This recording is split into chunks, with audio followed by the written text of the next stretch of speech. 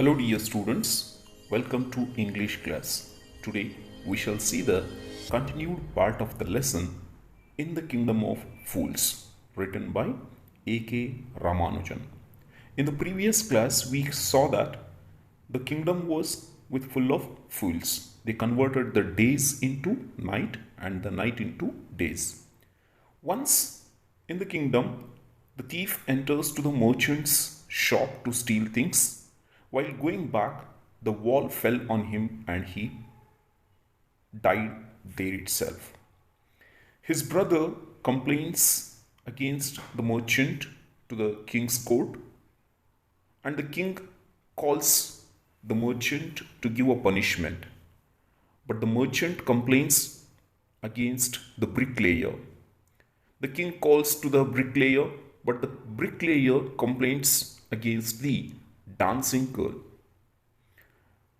When the dancing girl was being called, she complains against the goldsmith. Now, let us see the king what he takes the decision whether he gives a punishment to the right person or not. Let us see. Poor thing, she is absolutely right, thought the king, weighing the evidence. We have got the real culprit at last. Get the goldsmith wherever he is hiding at once. Now the king says that the poor dancing girl was totally right, and he thought a lot and finally said that now they knew who the real culprit was. He ordered to bring the goldsmith. The king's bailiffs searched for the goldsmith, who was hiding in a corner of his shop. When he heard the accusation against him, he had his own story to tell. Dear students, here accusation means to blame someone, and bailiffs means a law officer who makes sure that the decisions of a court are obeyed. So the bailiffs in the king's court went in search of the goldsmith and brought him to the court. The goldsmith was hiding inside his shop as he feared being arrested. When he was brought in front of the king, he had his side of the story. Let us see further. My lord, he said, I am a poor goldsmith. It's true. I made this dancer come many times to my door. I gave her excuses because I could not finish making her jewelry before I finished the rich merchant's orders. They had a wedding coming and they would not wait. You know how important rich men are.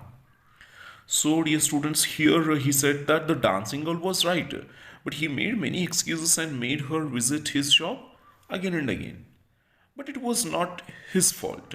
He had an order from a rich merchant and they had a wedding at their place and were in a hurry to get their order, and that is why the dancing girl's work was getting delayed.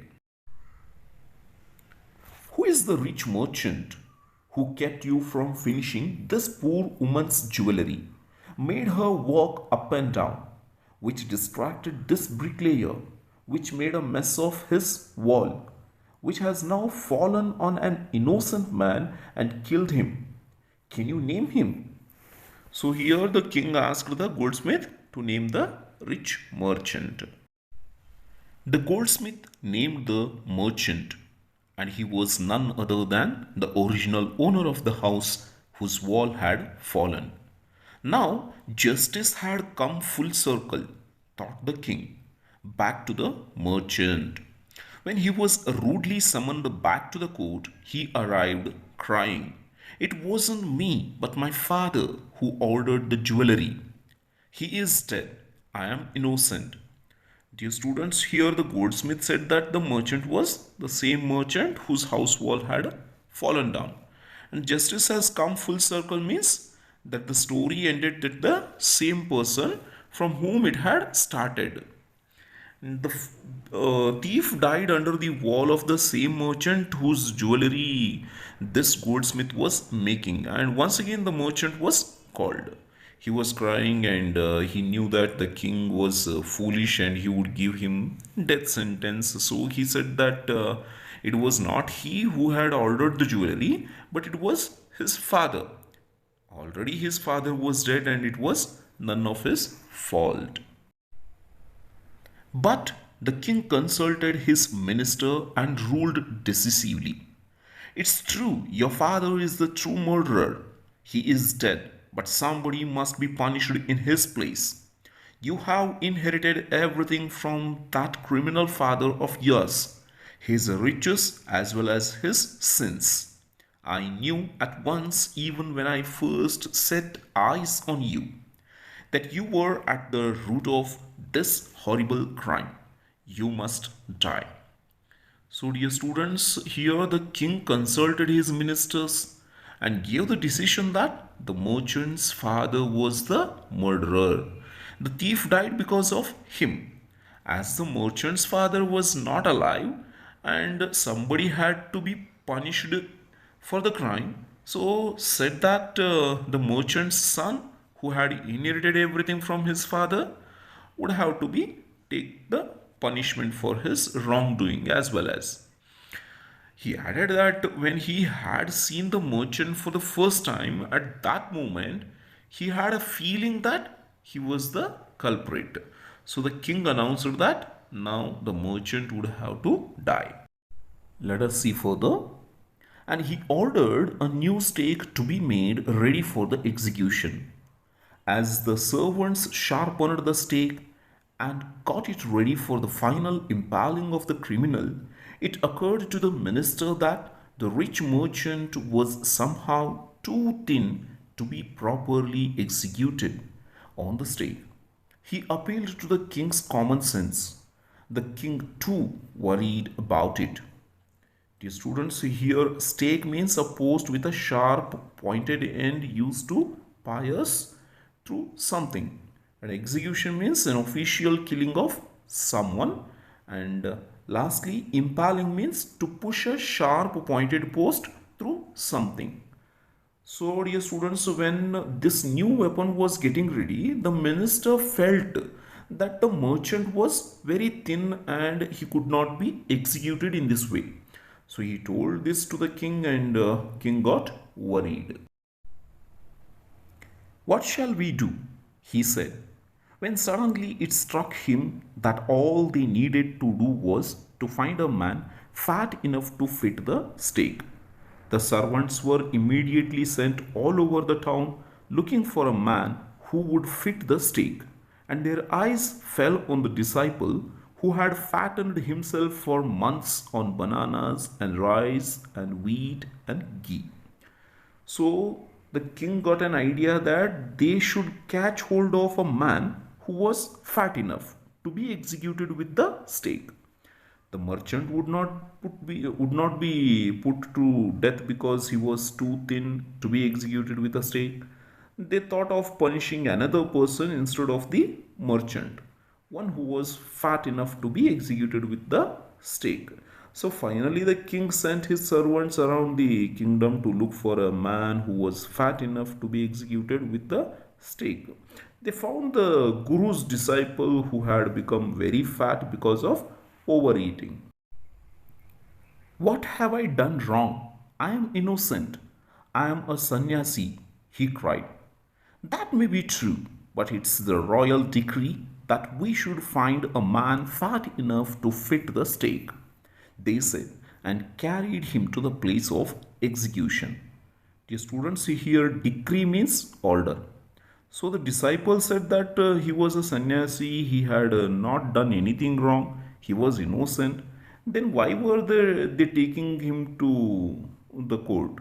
The king's servant said that he was innocent, but they were ordered to catch hold of a fat enough man who would fit to the stake.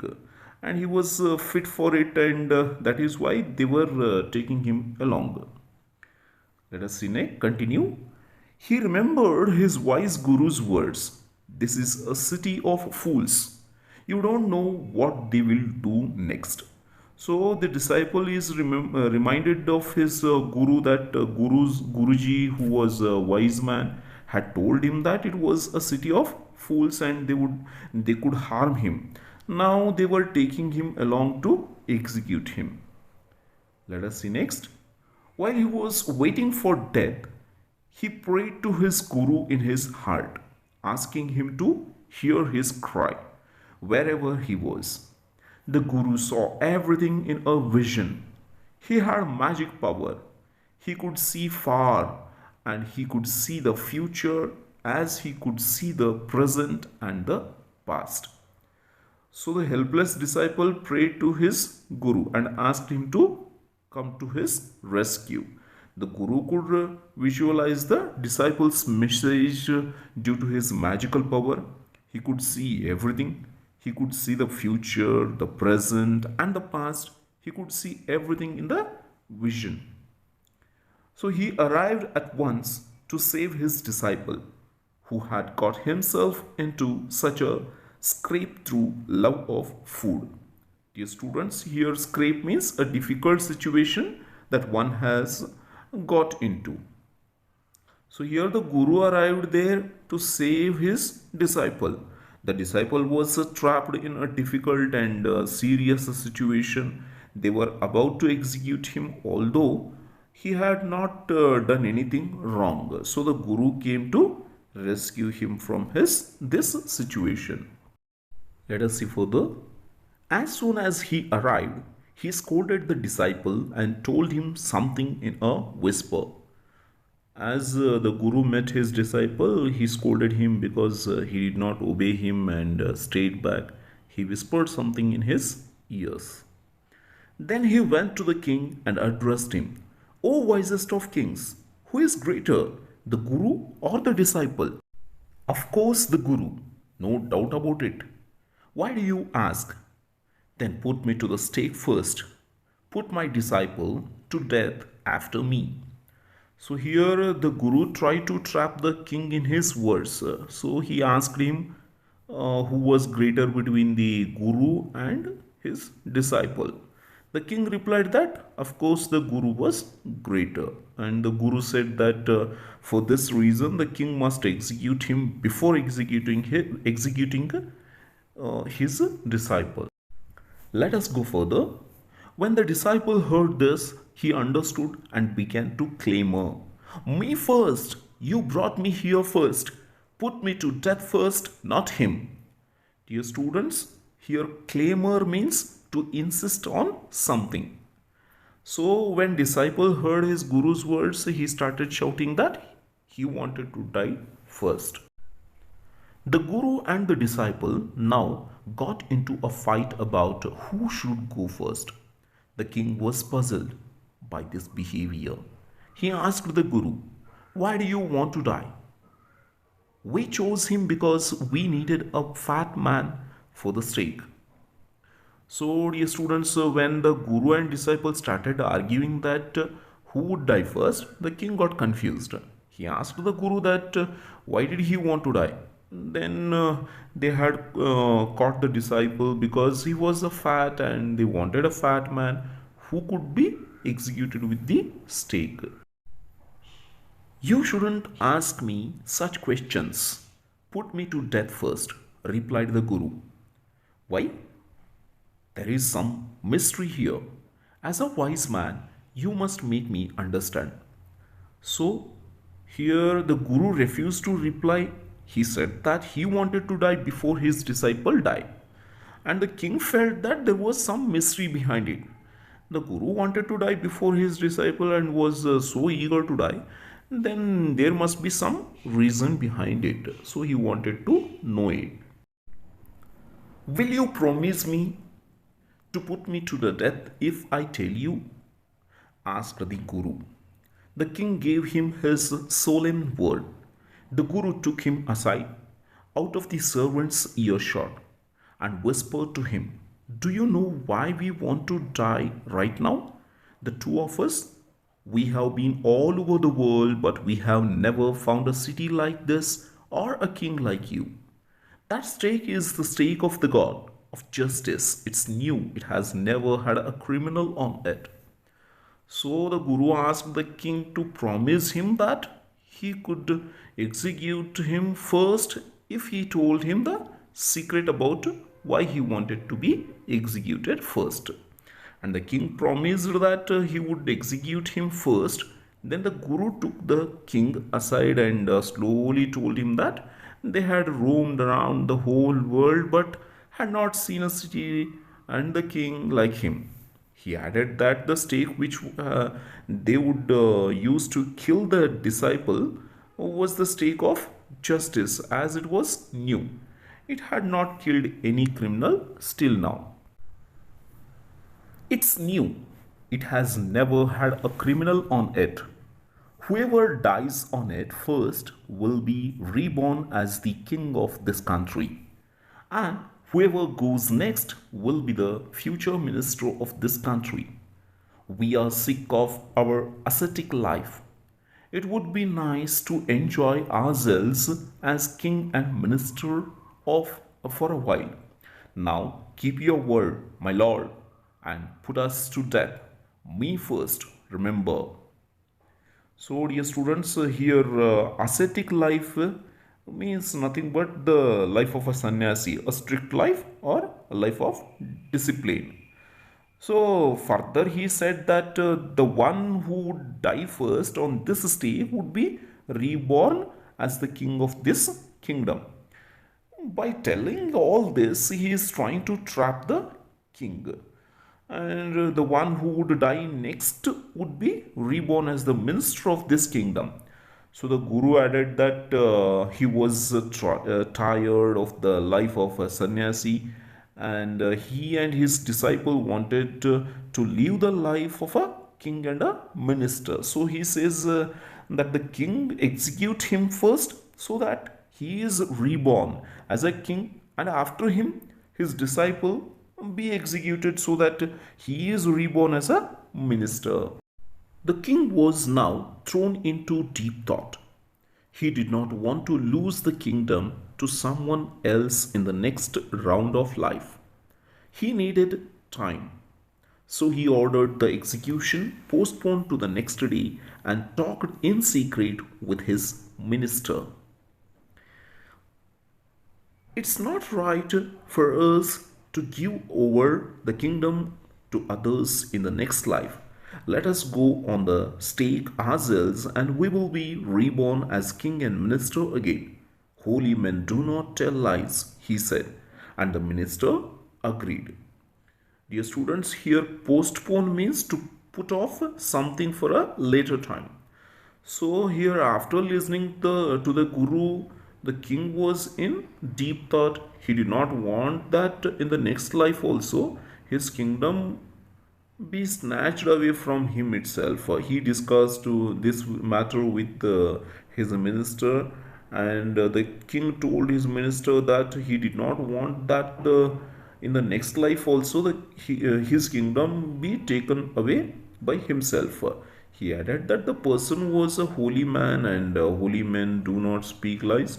So he says that they should die first so that they are reborn as king and minister of the kingdom. So he told the executioners, "We will send the criminals tonight. When the first man comes to you, put him to death first. Then do the same to the second man. Those are my orders. Don't make any mistake."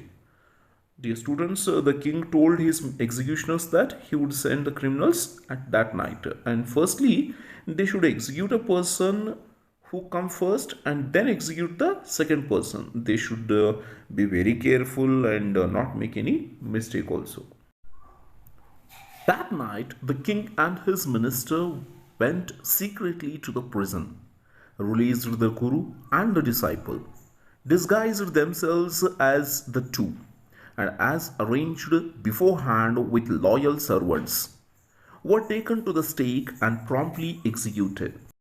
Dear students, here disguised means a different appearance in order to hide one's identity.